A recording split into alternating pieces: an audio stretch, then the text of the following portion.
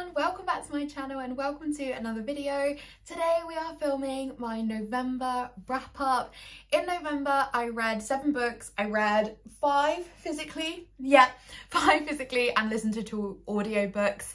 So that's what we will be talking about today. Before we get started, I do apologise for my general appearance. I have no makeup on today and didn't want to put it on to film this video. My hair is a mess. I'm in like a super oversized but very comfortable jumper that I picked up during Black Friday. It does mean the general vibe we've got here is kind of cozy mess, but I like to keep things real. If you've not seen any of my videos before, I like to keep it real, and so that's what you're getting today. Hope you don't mind. So let's get into the books I read. So first up we have the Ex Hex by Erin Stirling. Obviously my aim was to read this in October and I started it on Halloween. So maybe we should count that. But it did take me a few days to finish. I don't often read a book in a day, so it does take me a little while. It took me probably 3 or 4 days to finish this. I mostly just read on my commute, but I'm so glad I read this. So you've probably heard of this. This was like a big TikTok book and I had like resisted buying this for ages. It was in the Works, which is a sort of how would you describe it if you're not from the UK? It's a shop that sells a lot of different things. It sells crafty things and a lot of crafty things, but it also sells books. And the books it sells, to be honest, are very cheap. They're often at a really discounted price. So I picked this up for £3. And I'd seen it in multiple different Works over several weeks, months even, and I didn't want to pick it up because every time I read the blurb, I was like, this book doesn't go in. I don't understand what this book is about, so I'm not going to buy it. And then everyone was talking about it on YouTube, and so I was like, okay, fine, it's £3, just buy it, and if you don't read it, it's fine. And then I thought, no, it's the only Halloween-y romance that I own, so I definitely want to pick it up for October. So I picked it up on Halloween, a little bit late, anyway. But I'm so glad I picked this up. So let me tell you a bit about the story, and then I'll give you my thoughts. So basically, this follows Vivi, who, when she is 19, meets a guy called Reese. They have a really like hit it off romance straight away, kind of really fall for each other, have a really, really passionate short-term relationship. And then Reese tells her that he is going to have to basically go back home to Wales, where he is from. The book is set in America. Go back to Wales to deal with his dad because he's actually been betrothed to someone else. And both of them are witches, and Vivi, in her kind of young 19-year-old passionate love for Reese and how devastated she is, what is going on with my hair? Decides that she basically, in a sort of drunken night, decides to curse Reese. And then 10 years on, nearly, I think, 9 years on, yeah, 9 years on, basically Reese ends up back in Vivi's life because his dad needs him to go over back to this kind of small town where Vivi lives to do something related to the ley lines and sort of do something related to their family history. They're a sort of very well-known witch family. And Vivi realizes that things are happening in the town that they're in, and maybe this is to do with the fact that now Reese has come back 9 years on, the curse actually worked, even though she thought it didn't, and it's affecting the town. So that's the like general premise of the story. So this is a romance, but it does definitely have fantasy elements. It does have like elements of the ley lines. It has elements of curses. I haven't really read that many fantasy romances. Like Agatha is here. I haven't read it. I haven't read other fantasy romances, which I guess maybe those books are like more fantasy first. This is romance first, but I really was surprised at how much the fantasy elements feature in here. So it was just a really enjoyable read from that sense. It's really funny writing. It's very witty. It's very fast paced. I really like both Vivi and Reese just as a couple. You love them separately, you love them together. They are adorable when they're together. I love the side characters, like the rep in here I think is really good. So honestly, just really, really enjoyed this. I actually rated this 5 stars when I first put it on Goodreads, and then I kind of had it sit with me for a couple of days and I thought, is this really the romance I'm gonna give 5 stars? Like, romance is my favorite genre to read. I have never rated a romance 5 stars. And so I thought, okay, is this really the one that I'm gonna give 5 stars. So I dropped it to 4.75, which is the same rating that I gave The Love Hypothesis.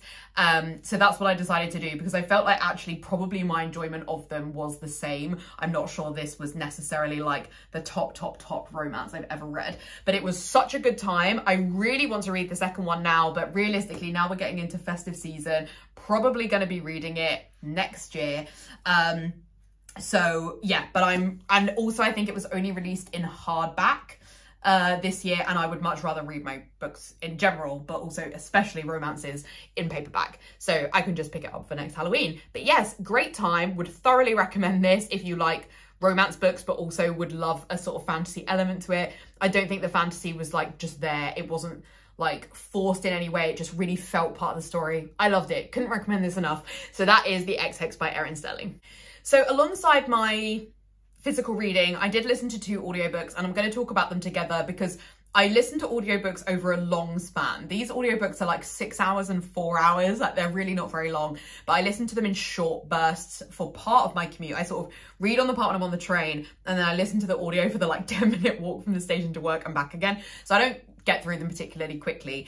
But the audiobooks that I've been listening to are the Agatha Raisin audiobooks. So I've listened to the first 2. I cannot think what they're called. The second one I think is The Vicious Vet, and the first one is something else. But anyway, I'll give you a brief synopsis of kind of what they are generally, what it is as a series. So basically, Agatha Raisin is a retired PR person, and she moves from London to the small village of Carsley for her retirement. And it's a really sleepy village. It's very quiet. It's very different to what she's used to. And she ends up involved in that way that often happens in a cozy little village, involved in a murder that happens, and there's a murder in each of the books I've listened to so far, and I'm listening to the 3rd one, and I think we are on the verge of the murder happening. And basically, in that typical cozy mystery, if you've ever read a cozy mystery, you'll get the vibe of this, is that she kind of ends up, working a little bit with the police, but also working with other characters in the village to understand who solved the murder, basically. So these books, the first one was released in 1992, so it is as old as me, and it does have dated language, as you would expect. You don't necessarily have to like it, but as you might expect from a book that is 30 years old, it is of its time.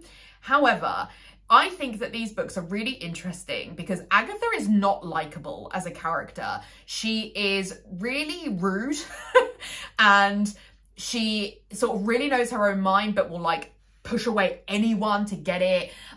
She has a really challenging love life for these reasons. And that makes the story really interesting because I don't think it's often that I read books anyway that have characters that unlikable as the main character. And I just think it brings a really interesting dynamic. So there are some parts of it where I kind of listen and cringe and think this is dated, and particularly in the second one, actually, I didn't like, in the second one, there was, because obviously I'm listening to the audio, there was sort of a reading of characters from a non-English background, and I thought, okay, I'm not really okay with this. But they are very easy listens for my commute. It's helping me get more into the cozy mystery genre, which I think is very useful, because that's such a big genre at the moment. And so I read a couple of cozy mysteries in October, and I talked about them in my October wrap up, and I think I would have got more out of them. They actually mentioned Agatha Raisin in those books. I might have got more out of them had I maybe listened or read some more cozy mysteries.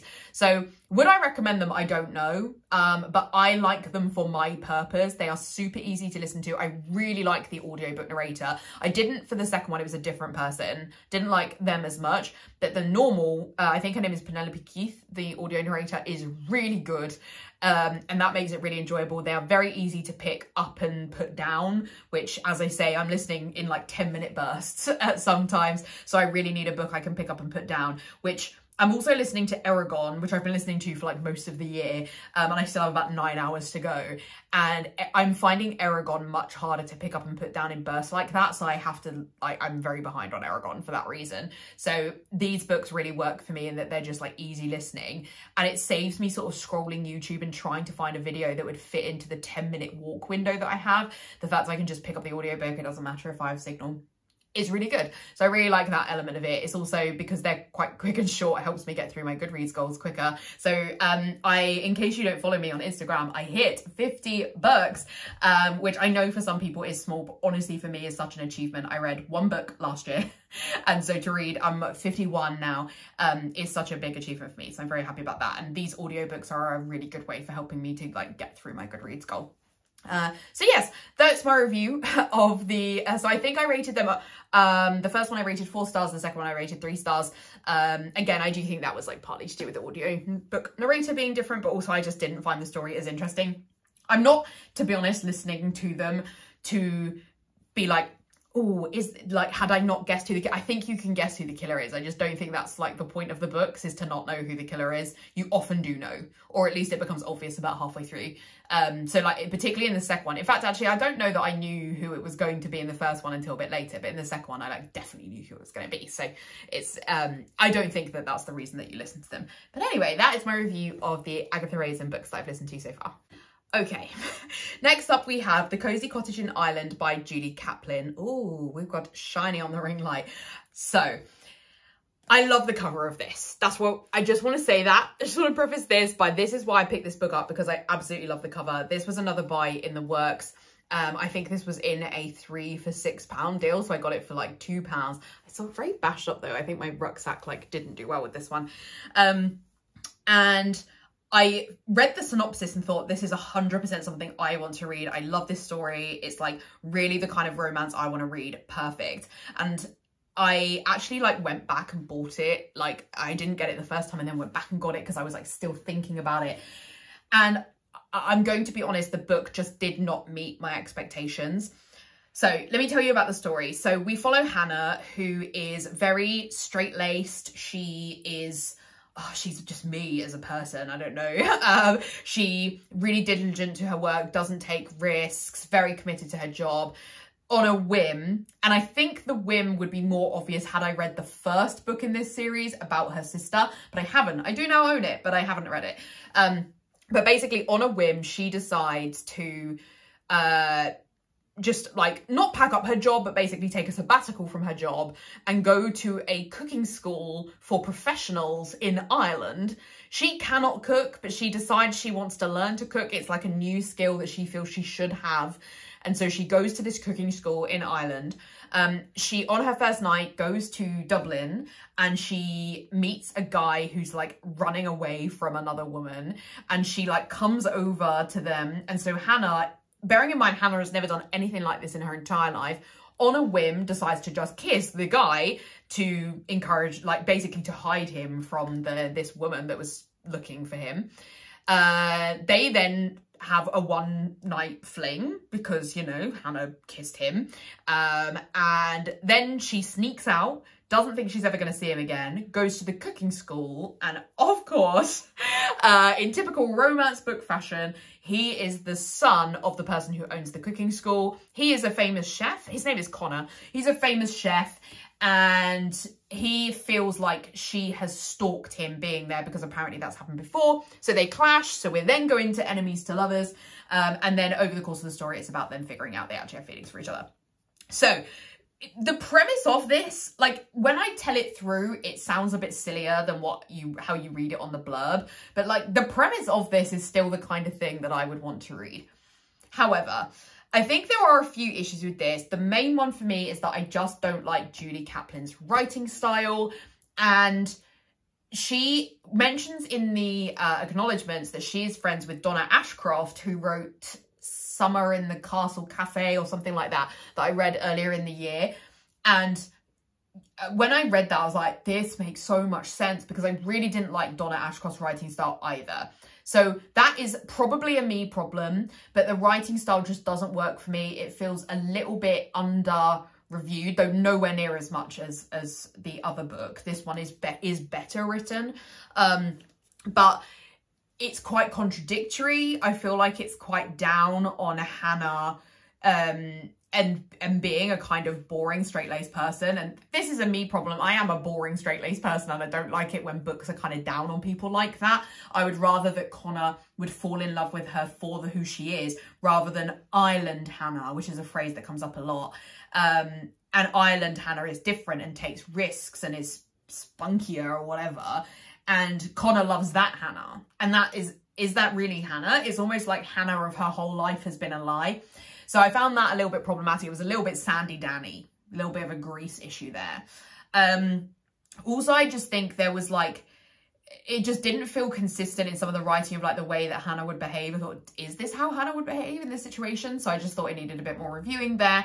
I also think, to be honest, my main problem with this is related to pacing or kind of story progression, which is that because Hannah and Connor sleep together within the first couple of chapters, you know they have chemistry. And so even when we get to the farm that has the cookery school, you don't really think they're not gonna get together. I mean, I know in romance books they always do, but there's no back and forward, but you've already slept together, you already know you find each other attractive. And so I just felt like the tension didn't work. Connor is like very against Hannah for like loads and loads and loads of the book, and then it like switches and we're good there. And that bit just like, that didn't quite work for me.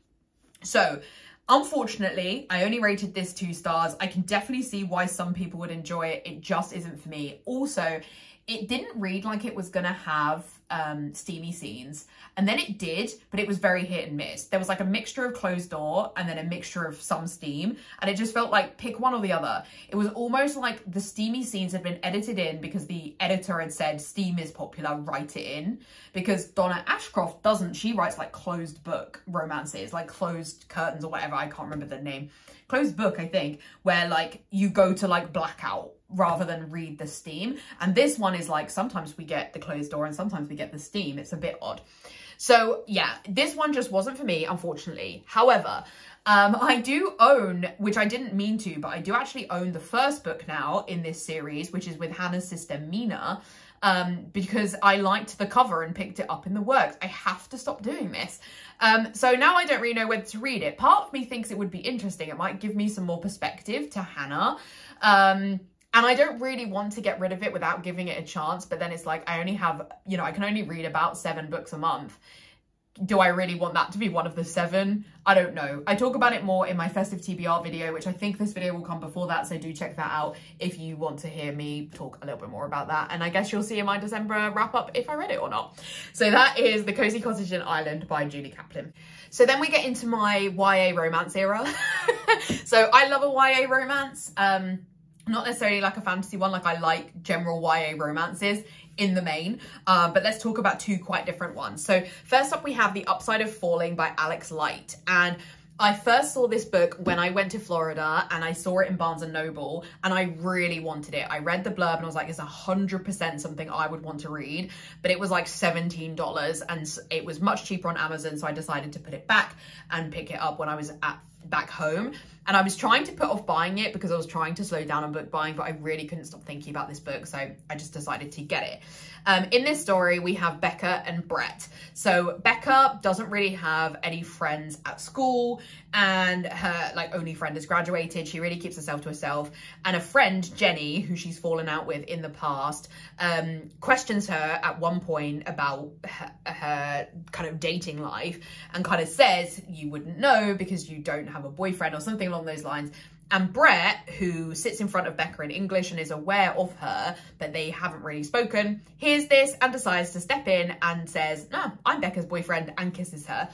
And this is just, I don't know, this is so my kind of thing. It's so like High School Musical or Hannah Montana like kind of storyline. So basically, Brett also has benefit to gain from having a fake girlfriend because his dad is always going on at him about not just settling for, he's a big football player and he wants to play professionally, and his dad doesn't want him to kind of just have football, and so he thinks that having Becca as a fake girlfriend would get his dad off his back. So they both have something to gain, so they agree to fake a date, like my favorite trope. And yeah, and that's kind of where the story goes. Both of them have life stuff. So Brett's parents go through something during the story. Becca's dad left when she was younger.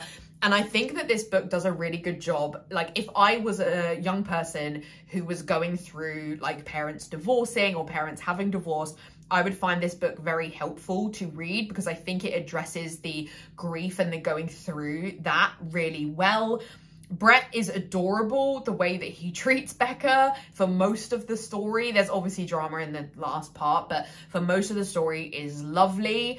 And I think you really are rooting for them to be together. It's very cute. Becca has had a lot of setbacks in life, and you think like Brett is really good for her. So that's really cute. Yeah, so honestly, in the main, I really enjoyed this story. I think it's very well written. It is a Wattpad book. I don't know how well you can see that, but it is a Wattpad book.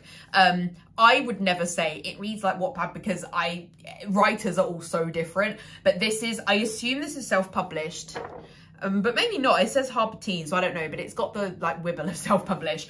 But it's incredibly well edited. It doesn't have a lot of, I've seen like professionally published books, like normal published books, that are littered with errors. This is very well written. I think it's really well edited, really well like copy edited as well. The only issue I had with this was the drama in the last part. Brett switches and you kind of think, would you behave like that to Becca? And then they kind of end up being fine quite quickly. And so there's just like unnecessary drama in the last part, but like it's a YA romance, so like we have to have the unnecessary drama. But in the main, I really loved this. So yeah, if you like this kind of book, which if you've been around on my channel, you know I do, I would recommend this. I rated it 4 stars. So this is just a potential small part of a spoiler warning, but something that people do ask me to do is to just say whether or not like sex parts of sex is mentioned or included in these stories, just so that they know whether they can recommend it to teenagers in their life. So if you don't want to know about this, please just skip forward a few seconds. But yes, there is reference to that in here. I do think that Brett and Becca's relationship does move very quickly, and so that maybe feels a little bit fast, but age-wise, I think it's completely fine. There are references to it throughout the story, not necessarily them doing it, but other people doing it. And kind of when it happens, I think it doesn't feel kind of too out there. But yeah, just something to be aware of. But these characters are like 17, 18, so there is at least that in there. But yeah, so would definitely recommend this. 4-star read, really enjoyed it. That is The Upside of Falling by Alex Light. Okay. Then we have my other YA, which is Love in Winter Wonderland by Abiola Bello. What a stunning cover. This is actually based off the like Winter Wonderland posters in London, because I can see them on the tube. So love, love, love this cover. I got a little excerpt of this from YALC, which is the Young Adult Literature Convention, and I read the blurb. I actually didn't read the excerpt, but I read the blurb and I was like, that's so my kind of story. I definitely want to get that. And so as soon as I realized it was out, I ordered it on Amazon. I know this sounds silly because I was at a young adult literature convention, but if you read the blurb, you honestly don't know this is YA. So that's just to clarify, this is YA. And I do think that that meant I went into it a little bit on the back foot, because I was expecting a festive romance and I got a YA festive romance and I just wasn't expecting that. This is also a British book, which I didn't realise. That's very good. But it meant, to be honest, it felt a little close to like my experience, which was just not what I was really expecting. So in terms of the story, we have Trey and Ariel, and Trey's family are like, they run a Black-owned bookshop in Stoke Newington in London, and the bookshop is really going through financial troubles. Trey is very stressed about it. Ariel is another student at Trey's college, and she's an artist, and she really needs to get a job at Christmas to pay for an art course that she wants. She asks Trey's mum for a job, and Trey is really annoyed at her about this because they're having money troubles, but Ariel doesn't know that. Trey's dad has an accident, and so Trey's mum actually really needs the help, and so she does ask Ariel to come on as a Christmas temp, but Trey is annoyed at her, so there's a kind of enemies to lovers aspect to this. They are basically have 2 weeks to try and save the shop. Ariel is like really involved in this, and that is what improves hers and Trey's relationship. So that's the story.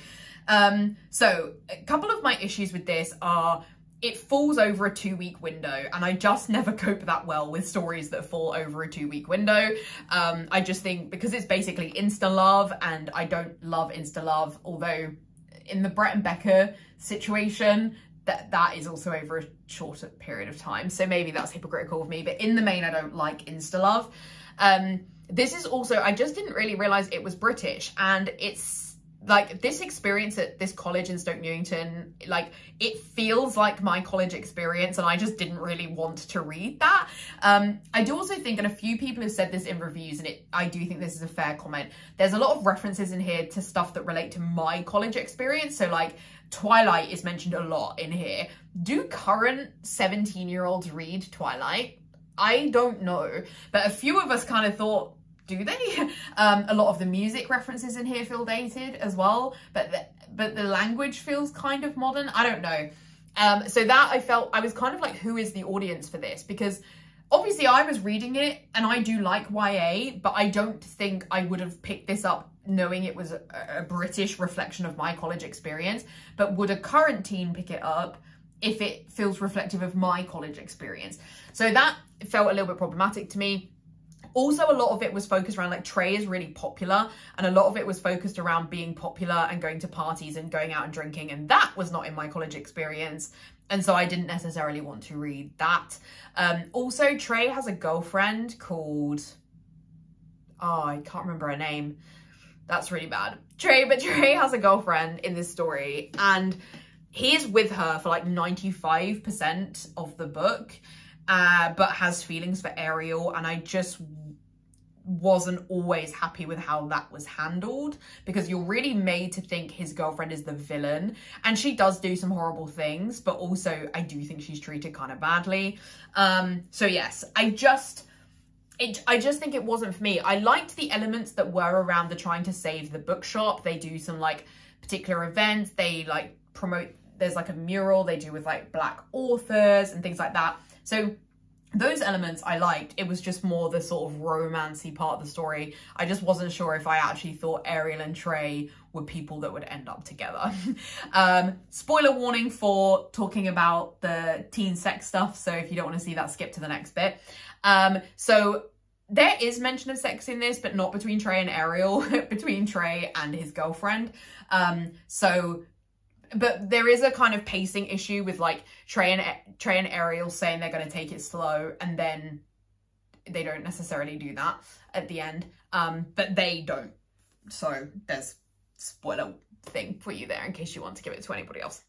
But yes, so I rated this 2.75 stars, which I don't know if that's a bit harsh, but this book just wasn't for me. I think it's for a different audience than me, even if I'm not 100% sure who that is, but it wasn't for me, which is a real shame because I love this cover and I love the concept. But yeah, unfortunately, this one just was a miss for me, which is a real shame, but I do think there are people out there who would enjoy this.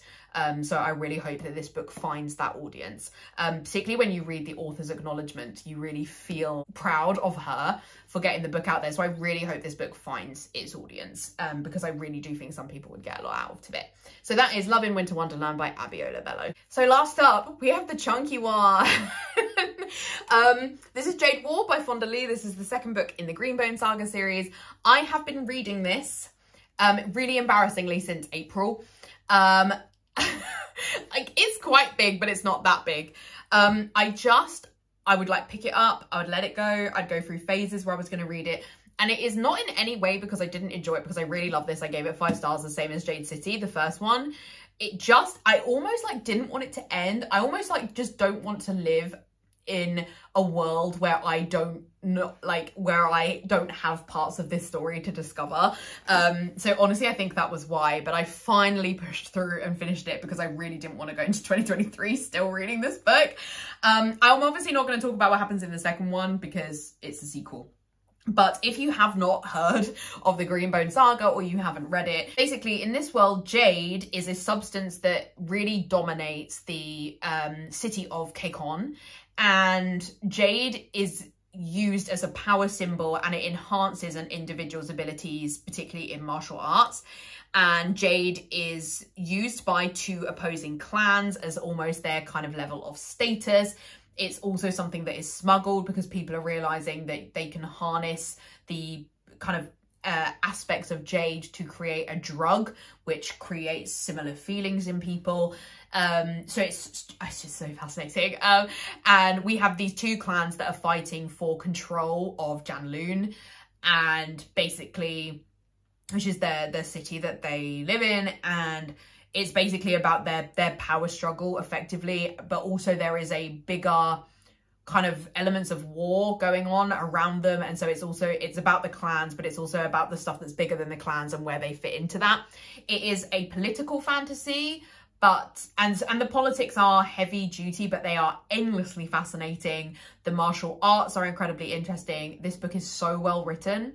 Also, Fonda Lee will just like kill your favorite character, like without warning. It is brutal.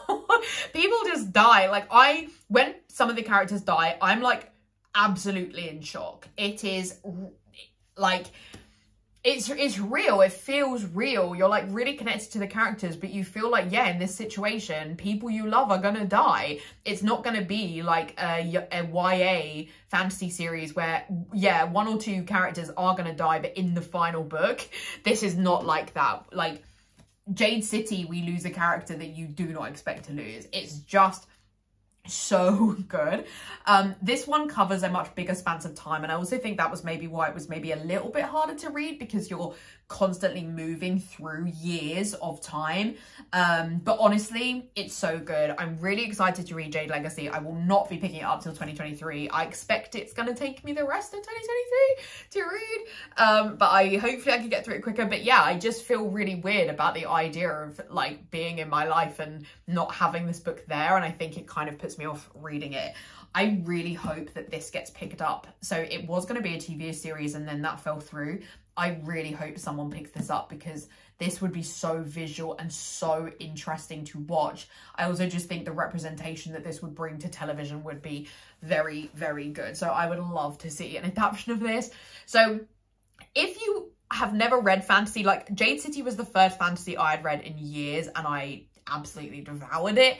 I think this is very accessible for people who don't particularly read fantasy, but I think if you are a fantasy reader, you would love it. I just can't recommend this series enough. I think it's so good. So that is Jade War by Fonda Lee. So that's it. So those are my 7 books for November. I am very excited for my reading plans in December. There will be a video that's coming up on my channel soon, which is my festive season TBR. So I've got, my stack is kind of over there on my desk. I'm really looking forward to getting to some of those books. If you did enjoy this video, I would massively appreciate a like. If you haven't already, I would love it if you would subscribe to my channel. I will also leave in the description down below a list of these books in case you decide you want to pick them up. But I will also have a link to my planning YouTube channel, which is my other hobby. I will have a link to my Instagram, which I share with my planning hobby. And I will also have a link to my Goodreads if you ever want to know what I'm reading and what I think of it in the moment. I always write a review as soon as I finish a book, so that it's fresh in my mind. So if you would like to follow or become my friend on Goodreads, I would love that. I would love to follow more people on there, because I love seeing what other people are reading. I'm endlessly nosy, so I would love to know what you're reading. So please do feel free to follow me on there, and please do feel free to comment down below what was your favourite book in November that you read, or have you read any of these books, and if so, what did you think? Otherwise, I'll see you in my next video. Bye!